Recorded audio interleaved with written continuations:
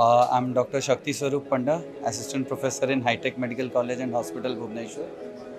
I'm a joint replacement surgeon. So, first we'll start with osteoarthritis. It's a degenerative joint disease. So, when we come to the modalities of treatment, there are basically three treatments. One is conservative, one is surgical, and one is post-surgery rehabilitation. So, we can go with the conservative. Conservative is medications. We can have some anti-inflammatory drugs, physiotherapy, as well as some lifestyle modifications.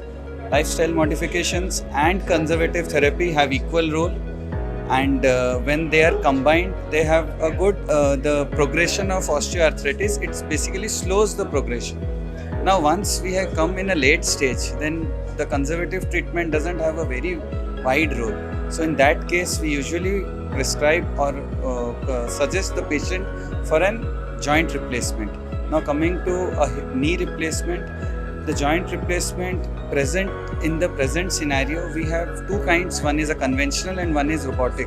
So, both of them have a very good role, and basically they have a very good post-operative results as well in the treatment of osteoarthritis. So coming to revision, when we go for a joint replacement, we usually face some issues after few years, not exactly few years, after around 20-25 years. These implants which we put it or which we use it, they have certain implications, like they have a very limited shelf life of around 20-25 years. So when there is a progression of pain which is persistent, or there is any instability, or your daily activity which was there post surgery is hampered, then we can go for a revision replacement.